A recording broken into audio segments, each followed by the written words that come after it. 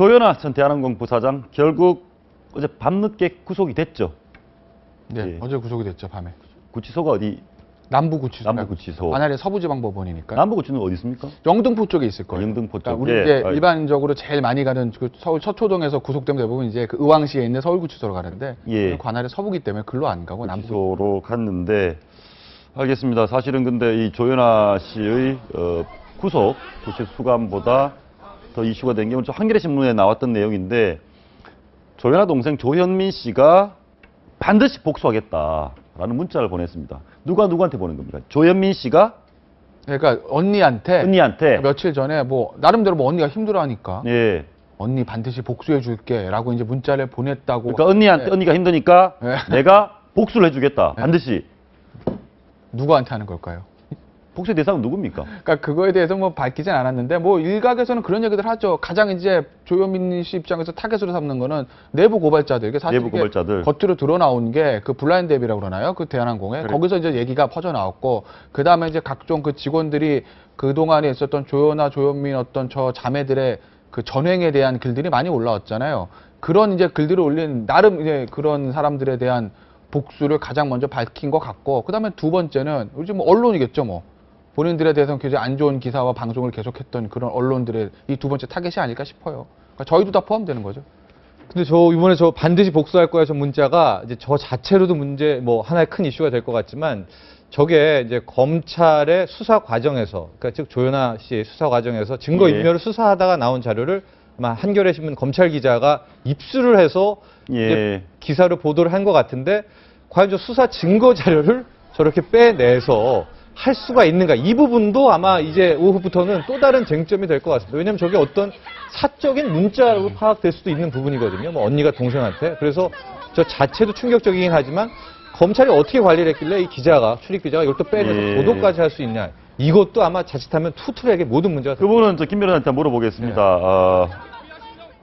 어떤 의미에서는 사적으로 자매 간에 서로 주고받은 문자일 수도 있고 또 그런데 이번 사건의 실체를 밝히는 과정에서 은폐, 조작 이 부분에서 이 문자가 하나의 증거일 수도 있고 지금 후자라고 검찰은 설명하고 있는 거죠. 뭐 그렇긴 한데 뭐 이게 저는 개인적으로 조현민 씨의 저런 언행들이 굉장히 부적절한 거 맞지만 저게 어떤 조현아와 저 사람 조현아의 어떤 증거 인멸의 증거가 되는지 저는 개인적으로 의문이에요. 저 왜냐면 조현민이 어찌됐든 간에 언니한테 이거 우리 내부에 있는 사람들 그 다음에 무슨 외부에 있는 언론도 전부 다 내가 복수할 거라고 하는 게 당연히 바람직하진 않죠. 그렇지만 이제 그게 증거인멸과는 연관이 있을까? 물론 좀 확대해서 생각을 하면 반드시 복수의 대상이 내부의 어떤 그 직원들이라고 특정이 되고 그럼 그렇게 해서 내부의 직원들 내가 압박을 해가지고 어떻게든 내가 입 맞게 할게. 라고 하까지 연결이 되면 당연히 증거인멸의 우려가 더 높아진다고 볼 수 있겠지만 그게 아니라 단순히 반드시 복수할게 해서 끝나고 하면 그거는 증거인멸 우려랑 연결시키는 건 조금 무리는 있죠. 무리는 있다. 그렇지만 어쨌든 이런 내용이 알려져서 국민적 여론은 당연히 좋지 않을 것 같습니다. 지난번에 모두의 책임이다. 책임을 직원들이 떠넘겼다는 얘기도 들었었는데 아무튼 결국 조현아 씨가 구속 수감이 됐습니다. 사실은 저희 언론에서도 어제 저녁에 고민을 많이 했거든요. 구속이 될지 안 될지. 안 된다는 여론도 있었습니다. 법조계 의견도. 네, 있었죠. 구속이 된 결정적 이유는 변호사님 뭡니까? 증거인멸의 우려 때문일 거예요.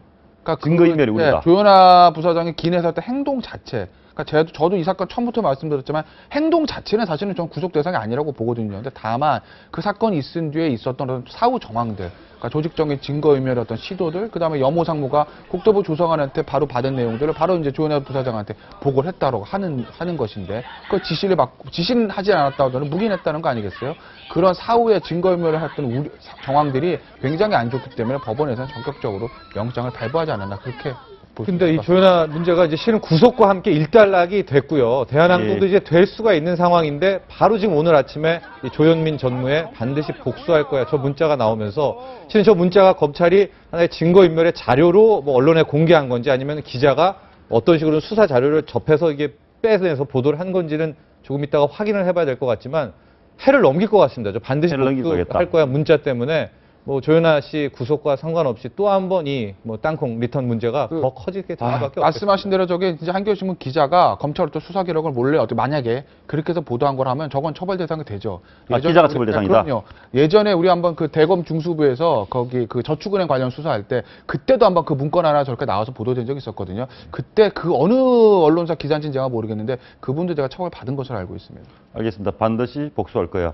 관련해서 하나만 더 물어보겠습니다. 어저께 저희 그 당시 비행기에서 쫓겨났던 박창진 사무장이 저 채널A 방송에 출연해서 이런 얘기를 했습니다. 최초 국토부 조사에서 국토부가 정부가 본인을 처벌하려고 하는 듯 했다.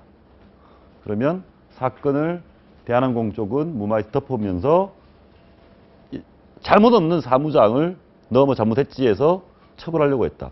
이 부분은 국토부에 있는 조사가 더 필요한 거 아닙니까? 어차피 지금 국토부는 조사를 피할 수는 없고요. 어저께 뭐 박장진 사무장 그 방송 저도 그 현장에 있었는데 굉장히 좀 충격적인 얘기들 많이 쏟아냈죠. 뭐 CCTV 얘기도 그렇고. 예. 근데 어찌됐건 간에 국토부는 조사를 피할 수가 없죠. 이게 지금 뭐 자체 감찰한다고 하는데 그 뭐 샘플 감찰을 밝혀지겠습니까? 아마도 검찰 수사 이전에 아마 그 감사원에서 어떤 직무 감찰 자체가 실시가 될 거고요. 감사원에서 예, 그 이후에 국토부 어떤 그 조사에 관련된 사람들은 검찰 수사까지 제가 봤을 때는 피할 수 없을 것 같아요. 야, 피할 수 없다. 아무튼 아침에 그 유출 경위야 어쨌든 복수할 거야. 상당히 충격적인 상황입니다. 예.